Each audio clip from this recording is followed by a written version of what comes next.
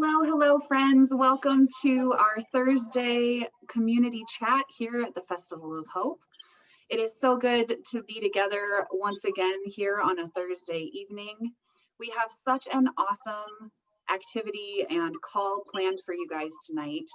The theme of this week has been growth inspired by the healing practice of gardening. Last week, we talked a little bit about how the Festival of Hope is running for 18 weeks and we don't have an actual holiday to celebrate every week or to recognize. And so in these little weeks in between, we've tried to provide some healing practices. Last week we did journaling. This week we are doing growth through the healing practice of gardening.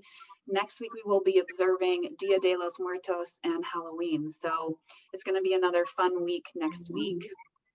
But to begin, we're going to have some garden tours with some of our very lovely Soaring Spirits community members who have joined us this evening. Maria is joining us from her garden in the LA area, and Paul is joining us from his garden in the San Diego area. And we have Terry Marvin, who is one of our esteemed board members, who's going to guide us through this interview and this call.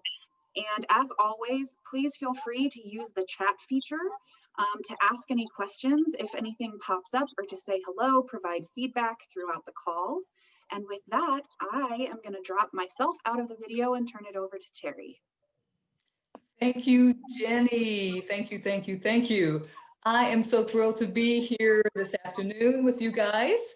And I'm excited about the topic, gardening. And I just want to say thank you to Maria and to Paul for opening up to us and sharing their beautiful gardens with us. And to all of you attendees out there, I want to say hi to everybody and hope you will enjoy the next 30 minutes with us as we tour these lovely gardens. So right to it. So Maria, I'm going to start with you. And this question is for both of you, okay? Maria, I'm going to ask you to answer first. How long have you been gardening and why? Why did you decide to become a gardener? I have been gardening probably my whole life. I've always enjoyed it. It was a love that I was passed on by my father. He really enjoys gardening. So that's something that we always have shared. So it's just something that has always been dear to me. I just love being around greenery and nature. So it's been my whole life, but I've really, really gotten more into it after I lost my husband and just having more time. And especially this year with the pandemic and not being able to go to a lot of places, I've really been spending a lot of time in the garden. And Paul, I'll ask you that same question. How long have you been gardening and why did you start?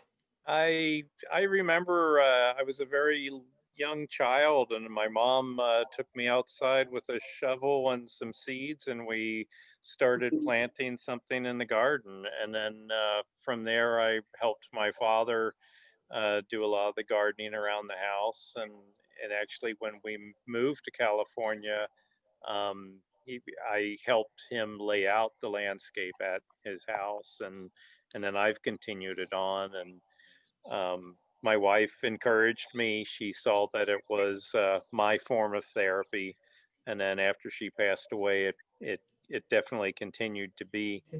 And I really made use of the vegetable garden. I just happened to get a lot of it into the ground.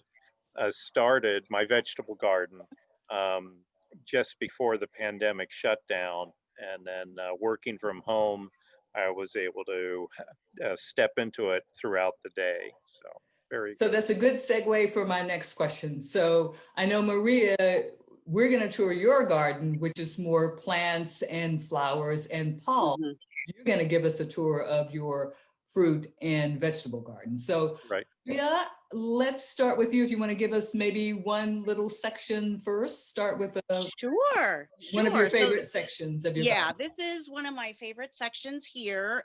It's actually just outside my front window that I can see. So it's a lovely picture window that I have in my living room, and I can look out to this. And unfortunately, you know, the late summer is not kind to a lot of plants, especially here in Southern California.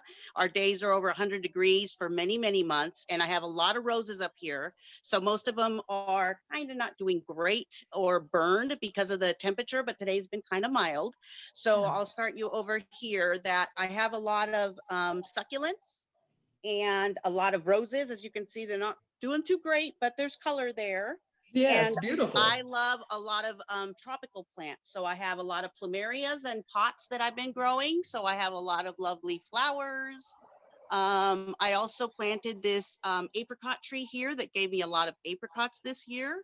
And it's just a whole bunch of roses in here that I like to put in different glass decorations to really bring out color that I can see through my window. And at night, a lot of these solar lights will turn on. So there's this beautiful, you know, light glow of LED lights out here, different colors. So I have, you know, different colors, different textures, a lot of different roses that mean a lot to me. I actually brought one of the roses from my very first house when we first got married, and it is over here. It's a red and white rose that isn't It's still blooming at the moment. thriving? It's still Yes, thriving yes. after how many years? For 25 years old, Wow. and it is still thriving. And Wow. then I had mentioned Beautiful. in the other interview we did that my mother-in-law passed away about 3 years ago, and she also had a love of gardening. And I pulled up a whole bunch of calla lilies from her yard, and if you can just see, they are just going crazy in here. So I have been duplicating bulbs and moving them around all over the yard, and they just go crazy. If you notice, like, and this is in October, it's almost, you know, it's to my chest. And in the springtime is when they're really, really thriving and blooming. They'll get as high, they'll be taller than I am. And they just really love it here. I'm amazed So at I'm amazed at how much color you still have left this time of year and how green. actually, yes, It's surprisingly. really Normally beautiful. there would be even more, but yeah, I have all different color roses in here. There's a ketchup and mustard one that's red and yellow. There's a pink one that's called Sexy Rexy. There's black magic over there. There's I probably have about 15 different rose bushes here, and there's probably about 30 more in the front. And like I said, plumeria plants and all different types of things. And another love that I have too is Japanese maples. Unfortunately, they Wow. do not do great in the Southern California climate. So I put them underneath my large tree. So I have quite a few Japanese maples that I have planted out here. Okay. And this year too, I also incorporated a new tree in memory of Perry. And I actually had a couple of trees because, as you know, Southern California has been going through drought. So I had a couple of large sugar gum trees that ended up dying. So I had them taken out, and I planted this new jacaranda tree in honor of Perry. So hopefully this tree will be huge and have beautiful purple flowers in a few years. So you have been quite busy. So I'm going to switch over to Paul quickly. So okay. Paul, you're going to give us a quick tour of your vegetable and fruit garden, but you're going to start with your virtual background and explain that to us. Yeah. So my big thing is growing organic vegetables, and this picture that I've got up right now, that was from, say, the May time frame.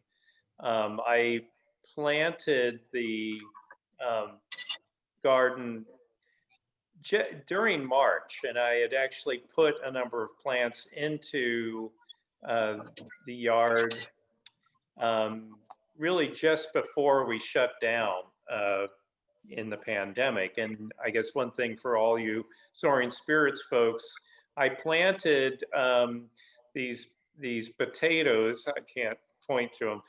These are rows of potatoes. I planted those during the virtual camp back in mid-March. Oh, very good. And those were just, you know, chunks of potato that I put in the ground. And then I planted a bunch of beans and things like that. And over time,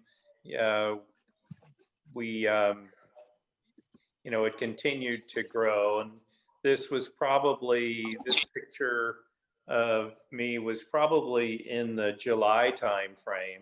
And I had at the peak, I guess. kind of at peak, I guess. Yeah, approaching the peak. I was growing heirloom tomatoes, so a lot of different flavors there, and some were for cooking and some were for salad. And I'm happy to say that I was able to have fresh tomatoes in my salad from June to the first week of October, which is about as good as I can do Really? on that.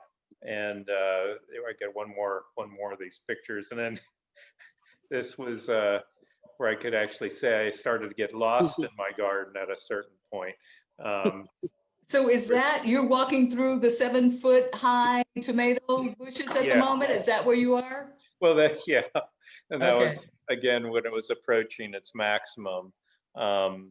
So it was a good year for that, and I'm really grateful that I was able to work on growing these things while we were forced to stay home, and you know that was a great element. And now I'm just going to take us out to what's left. Again, it's late October, and being 5 miles from the ocean, it's just too cool. And my backyard gets too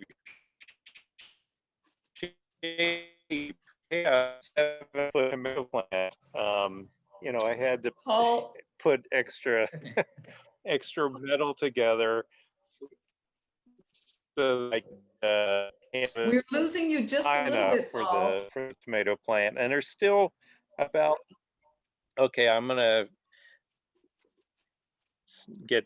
move over to where the signal will be better. There you go. So While that's you're moving, I'm just going to ask you a quick question. Tell us what fruits and vegetables you planted this past year. so I had 4 different types of tomatoes. I had Kellogg Breakfast, which is a yellow tomato. I had Black Krim. I had Berkeley Tie-Dye, and I had San Marzano, which is that's like the gourmet plum tomato, and that's really a cooking tomato. And then I grew green beans, turnips, carrots, lettuce, um, cucumbers. I had cucumbers for quite a while, and hot chili peppers. And those actually, I'm probably going to get my biggest crop. Those are still So, booming. Yeah. so you grew enough to feed a few families in the neighborhood, it sounds Just, like. yeah. They were select families, but yes, I Okay. did. So I have a question for both of you. Is it easier to grow flowers and plants versus fruits and vegetables? I'll start with you, Maria. What's your answer? I have often struggled with fruits and vegetables. I can do citrus, and I actually have, my property is pretty large, so I actually have blood oranges planted back there, some regular oranges, some mandarins, but I've not been that successful with it, which is why I prefer flowers and other types of plants. I love all kinds of palms and tropical plants, and I do way better with that than with fruits and vegetables. And Paul, it seems like your niche is growing fruits and vegetables. You seem to have a knack for it. Is it soil? Is it love? Is it a special concoction that you put in the soil? What's your secret? It's a whole lot of manure. All right. Okay. A lot of composting. I do keep the vegetable garden organic. I can't get away with total organic gardening for my citrus and avocados. So there's just, the pests are just a little too hard. But Pests. Someone had a question regarding pests. What do you both do to keep pests away? So squirrels are a major problem for me. They will, you can't just grow enough for you and the squirrels. My squirrels will eat everything. So ultimately for squirrels, I had to trap them. As with rats. And then for the vegetables, I mean, the bugs, I pick pick the worms off the tomato plants. But for the citrus, I spray it with um, uh, oh, Is it Dove. the With peppermint soap or something like that? I've used some of That's that, a but good also thing. Yeah. just some of the dishwashing soap I've Okay. used. Okay. Yeah, yeah. Okay. Question for Paul. Someone was wondering if you canned any of your tomatoes. Did you do a lot of canning this year? Yes, I did. I canned 11 quarts of tomatoes and I think 8 pints of sauce. And I've also canned, I want to say, I canned about 2 quarts of pickled beans and then a whole bunch of pints of just assorted vegetables that I pickled. So Okay. yeah. And Maria, someone was wondering with the hot weather and your tropical trees watering, is that a big deal? Do you have to water often? It is a big deal. We had a drought, like I said, for a lot of the last 10 years, probably 6 of them or 7 of them have been in drought conditions. And because of that, I ended up losing a lot of my very mature trees in the back, and I've been trying to replant them. So it is a lot about water. And then when they get diseased, the bark beetles come in and then take over too. So you have to be very careful with that. Unfortunately, there's not a whole lot you can do about it. Just try to keep them as healthy as possible. And that is watering and deep down in watering them really deep, just maybe once a week is what does well.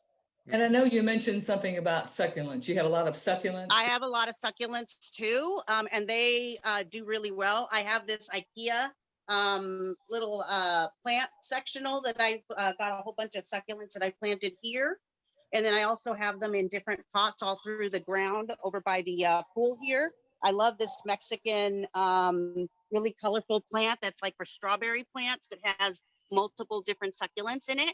And it just brings in a lot more color and texture. Like this one here too is one of my favorites. If you guys can see that okay. Oh, that's beautiful. Yes. Yeah. That's beautiful. Yeah, so I bring in a lot of different succulents into plants and pots around the pool, and also a lot of other stuff that I have in the ground.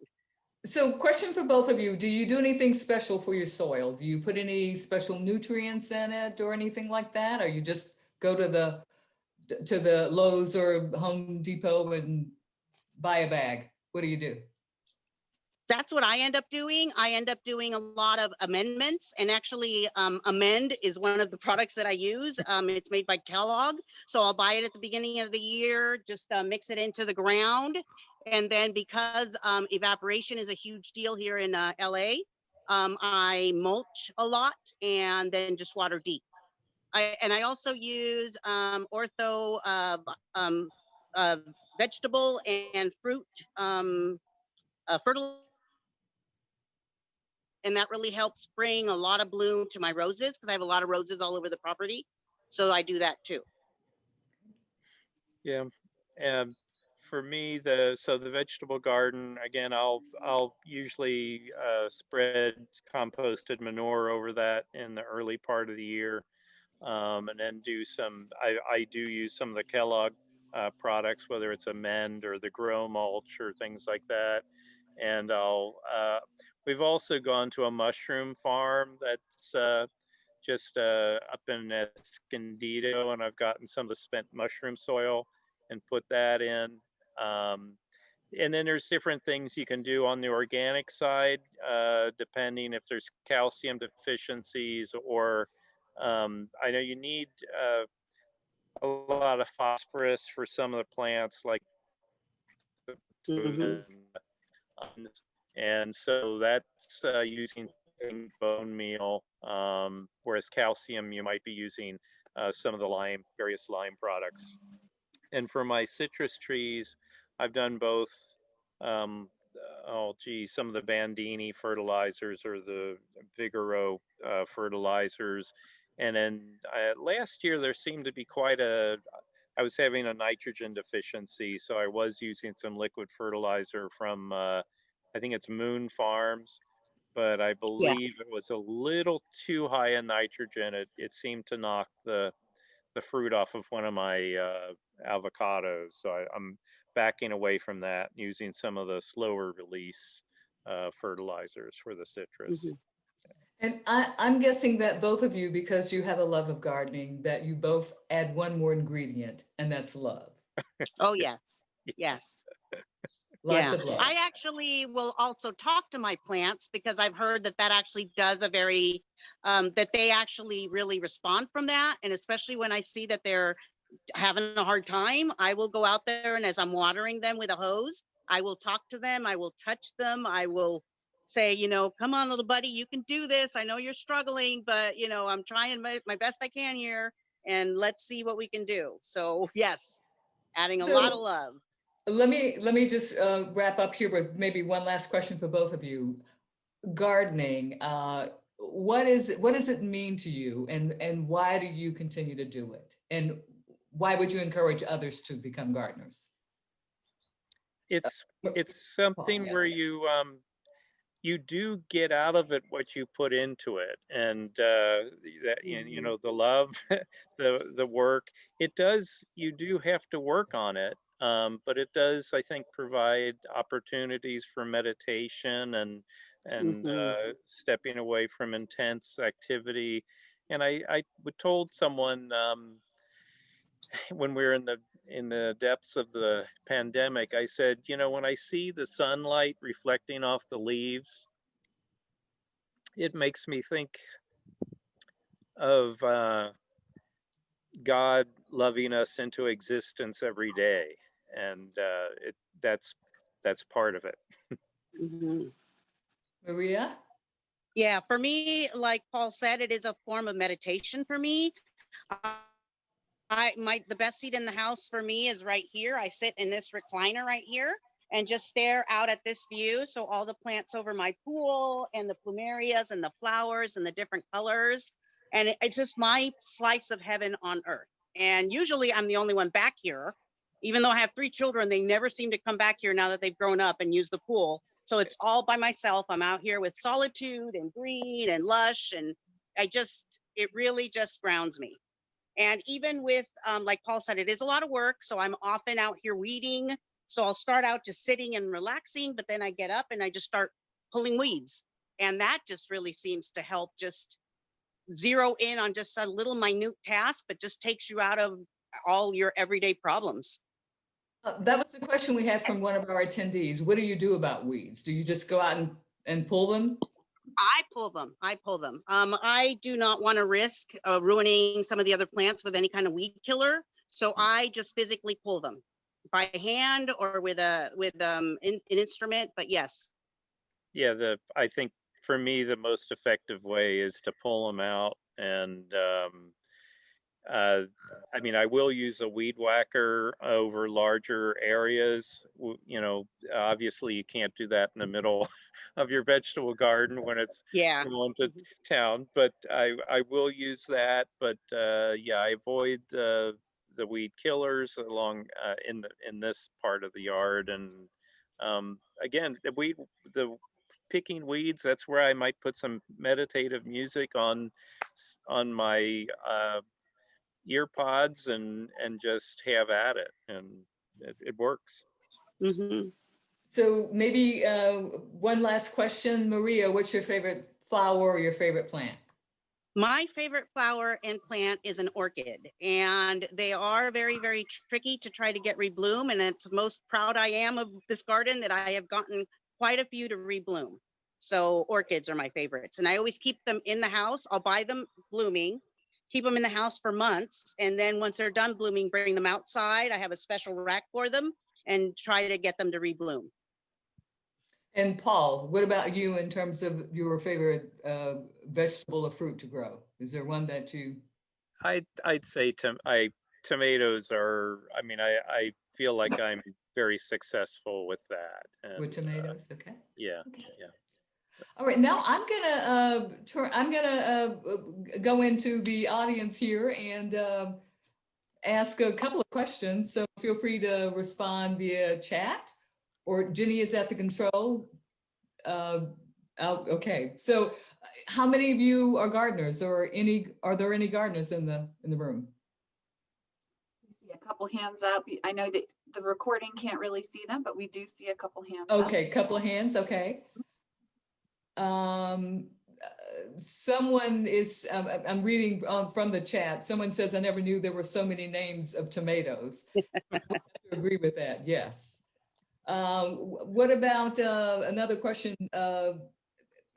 What has gardening taught any of you? Would anyone like to respond to that? We know what it means to our two panelists. Just wondering if any other comments from our patience. Someone said patience. Okay. That is huge. Patience. Patience, yes. Another response was they just started gardening this year. So that's good news, okay. Any other comments regarding gardening and what it means and how it makes you feel and what it has? This is wonderful. We have Marie Claude who says, I garden on the roof in pots in the city. Good for you. Oh, wow. That's fantastic. Yeah, for sure. It looks like ST just started trying this year as well. And then Lynn Campbell says that she loves the butterflies and the hummingbirds, and I would agree with that. Oh, being out tending to the garden and have hummingbirds come around, it's really very beautiful and lovely. We did have one additional question for Paul that I kind of wanted to go back to. Laura asked, back when you were talking about the deficiencies in your fruit trees and the soil, how do you know how to tell what the deficiency is? Well, I mean, some of it was some study, but I know one thing I used to be plagued by was what I call rotting bottom disease, where the bottom of the tomato, it's also called blossom end rot, would occur. And I found out that's a calcium deficiency that causes that. There is a book, I don't have the author in front of me. It was Discoveries in the Garden. It came out like last year, and it was written in a way where it's got, you know, it's scientific, but it's written so that you can share it with children, and it's got all sorts of things, but it also goes into the details of how to identify deficiencies and that. Yeah, I would say it's best to, if shy of the books, I mean, you can do some Google searches on different things, and that helps you hone in on them too. Fantastic. I was able to quickly find that on Amazon, so I added it as a link in the chat. If anybody wants to open that up before we get ready to close down the call. Jenny, one last comment from one of our attendees. It's regarding green tomatoes. Pick them and just take them in and let them ripe. Is that one thing you can do, or just do fried green tomatoes? I don't know. I've done both. I mean, I find you're more successful getting them to ripen in that. It depends on the breed of tomato. Okay. And say a black Krim tomato is pretty naturally sweet, so you can eat those when they're green. When they're green, okay. As well as when they're red, and the others, it helps if you've got some ripe tomatoes that you can put them next to, because there's like ethylene that the ripe fruit gives off that'll ripen the other tomato, so that helps. Okay. But yes, I've done the fried green tomatoes. Okay. All right. We see a comment here from sorry, my eyes are not that great these days. Jessica says Jessica, and apples, yeah. Apples too, yeah. For sure. So I just want to say to both of you, happy gardening, one, and thank you for sharing your gardens with us. They are beautiful, and it sounds like you take very good care of your beautiful flowers and your beautiful fruit trees and tomato trees, and they are lucky to have you. Yeah. They are lucky to have you. And you've inspired me. And as I said, the thing I like about gardening most is harvest time. I love going out and pulling the tomatoes off the trees and bringing them in and sharing them with my neighbors and with my friends. Yeah. So thank you again so much for your time. Thank you for all of you who have joined us today for this lovely talk about gardening. I hope you've learned something. And it's my understanding that this is being recorded, so you can go back, and if you've wanted to hear a repeat of some tip that was given, you can go back and listen again. All right. Yeah, all of the recordings are being posted on the Festival of Hope website. Soaringspirits.org. There's going to be a big banner there that says Festival of Hope. You can click on that banner, and this will be posted under the themed Zoom calls. So you'll be able to rewatch or find it later if you want to share it with some of your gardening buddies. I just wanted to echo Terry a little bit and just say thank you, Paul and Maria, so much for sharing your homes and your hearts with us. Everybody in the chat has been spreading that gratitude as well. So thank you guys so very much. Sure. And before we sign off, Jenny, may I just say thank you to you for running the Zoom call and for making sure we look cute and well, it's not hard when I have such beautiful subjects. So thank you so much. Thank you very much. Yeah, thank you both. Thank you so much, Terry. Thank you. So sweet. I really You guys, everybody have a wonderful rest of the week. Have a relaxing weekend. Take good care. If you are nurturing something of your very own, be it a garden or something that you're trying to do for self-care, we wish you the best of luck. We will see you here next week again as we explore Dia de los Muertos and Halloween.